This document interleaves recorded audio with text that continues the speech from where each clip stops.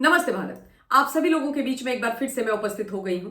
तो निवेदन सबसे पहले मेरा वही कि प्लीज आप सब लोग इस वीडियो को लाइक कीजिएगा, अंत तक देखिएगा, शेयर कीजिएगा और साथ के साथ मेरे यानी आपके अपने चैनल ममता पेन्युली काले उवाच को सब्सक्राइब करते हुए बेल आइकन को प्लीज जरूर हिट कर दीजिएगा, ताकि जब भी मैं लाइव आऊं, कोई रील या वीडियो अपलोड करूं तो उसकी नोटिफिकेशन आप सभी लोगों को तुरंत मिल जाए।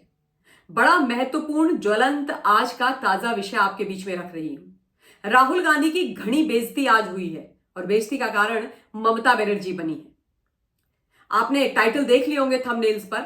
सियासत का जो शर्मनाक और गंदा चेहरा है वो आपके सामने रखने वाली हूं। और मैडम ममता बनर्जी और राहुल गांधी से यह पूछ रही हूं कि आप लोग कुछ समय पहले तक जो एक दूसरे के राजनीतिक, व्यक्तिगत, सामाजिक तौर पर धुर विरोधी होते थे, वो अचानक से बड़े पक्के दोस्त बन गए हैं, बड़ा प्यारा याराना आप लोगों के बीच में हो गया है। तो ये बता दीजिए समाज को, देश को, कि ये रिश्ता जो आप लोगों के बीच में है वो क्या कहलाता है।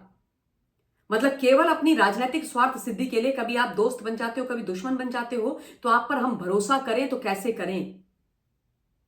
दरअसल आज जो हमारा बजट सेशन चल रहा था उसका जो दूसरा सेशन है वो सदन में आरंभ हुआ और राहुल गांधी लोकसभा के पटल पर पहुंचे और उन्होंने वही किया जिसके लिए वो जाने जाते हैं, यानी मुंह खोलेंगे तो रायता फैलाएंगे, केवल और केवल अपनी बेइज्जती कराएंगे।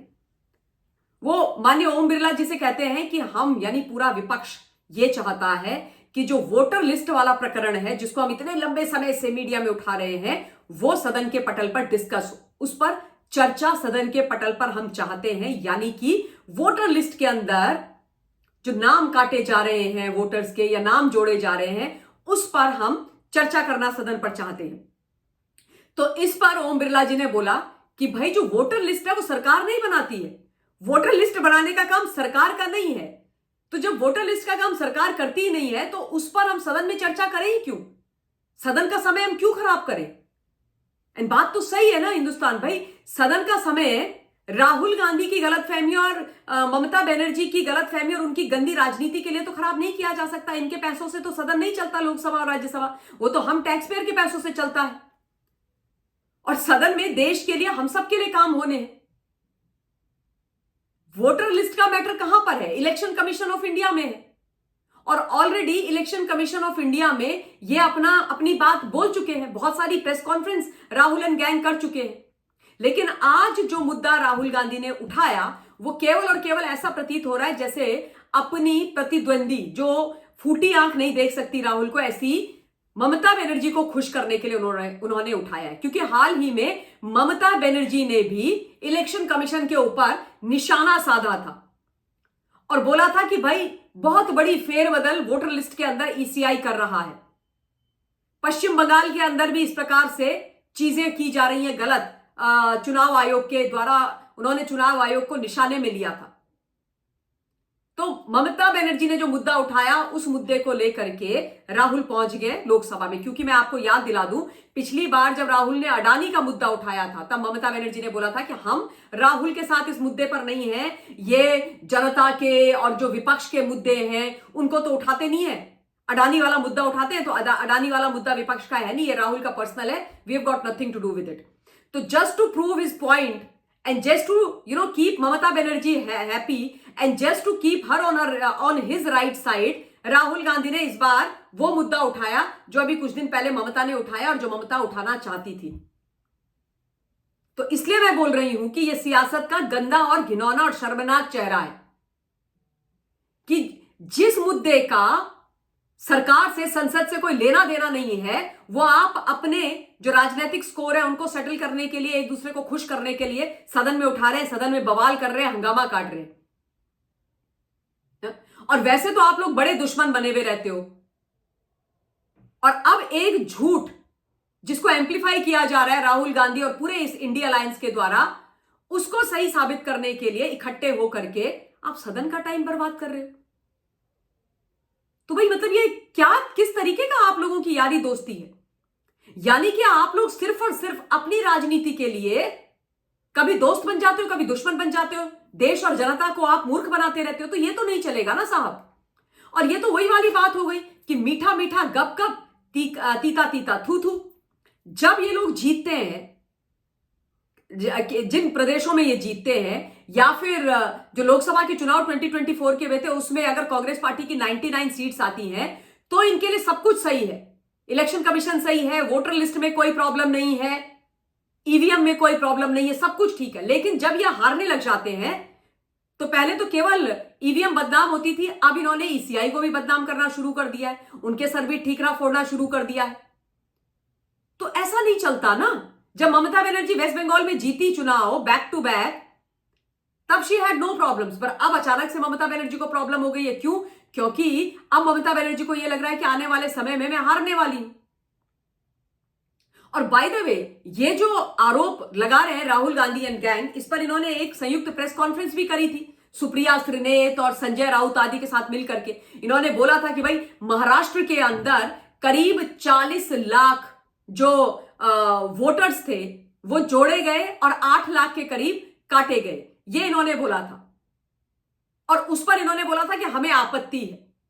और उसके बाद यह बोला गया था भाजपा के द्वारा, वहां के मुख्यमंत्री देवेंद्र फडणवीस जी के द्वारा भी, कि भाई अगर आप लोगों को शक है तो आप जहां जहां पर आपको लगता है कि काटे गए या जोड़े गए वहां का डेटा कलेक्ट कीजिए। आपके पास तो इतना बड़ा संगठन है जो आप कहते हो, तो उनको बोलिए, उनसे डेटा कलेक्ट करवाइए और उन लिस्ट को इलेक्शन कमीशन ऑफ इंडिया में दे दीजिए, जमा कर दीजिए, चेक हो जाएगा, क्रॉस चेक हो जाएगा। तो इनके जो नाना पटोले हैं वहां के अध्यक्ष कांग्रेस के, उन्होंने बोला था बिल्कुल ये 2-4 दिन में देंगे। 2-4 दिन? कितने महीने हो गए महाराष्ट्र के चुनाव हुए हुए, अभी तक कोई वोटर लिस्ट इन्होंने ईसीआई को नहीं दी है। ईसीआई के पास ये मुद्दा होना चाहिए तो ये सदन में लेकर के आ गए। और दूसरी बात मैं आपको ये बता दूं कि राहुल गांधी ने रणदीप सुरजेवाला को सेम मुद्दे को लेकर के हाईकोर्ट में भी भेजा था। वहां पर बोला कि भाई ईसीआई वाले हमको रिकॉर्ड नहीं दे रहे हैं, हम इनसे रिकॉर्ड मांग रहे हैं, एडिशन और डिलीशन वाला, वो हमें रिकॉर्ड नहीं दे रहे हैं।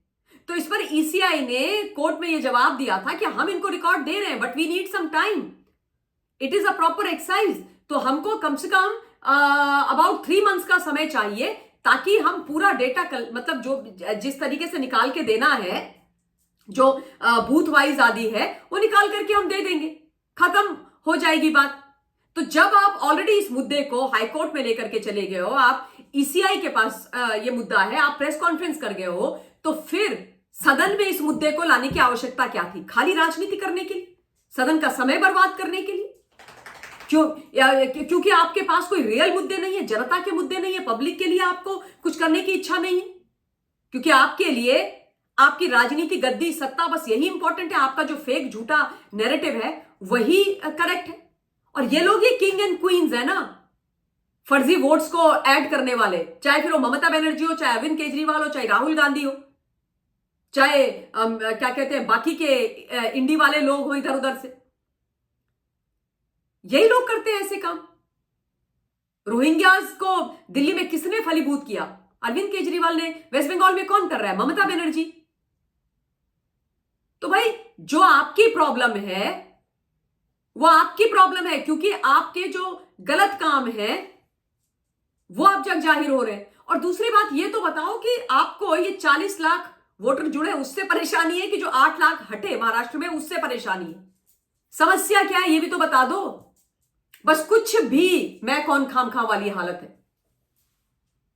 तो देखिए, आपको राजनीति करनी है, आप मुद्दों की राजनीति कीजिए। ये गंदे पर्सनल मैटर्स सदन में ला करके सदन का और देश का न समय बर्बाद कीजिए न पैसा बर्बाद कीजिए।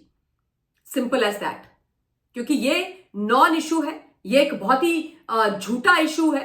अगर ये इशू सच होता तो आज आप कब का 5-6 महीने के अंदर अंदर ईसीआई में डेटा लेकर के जा चुके होते।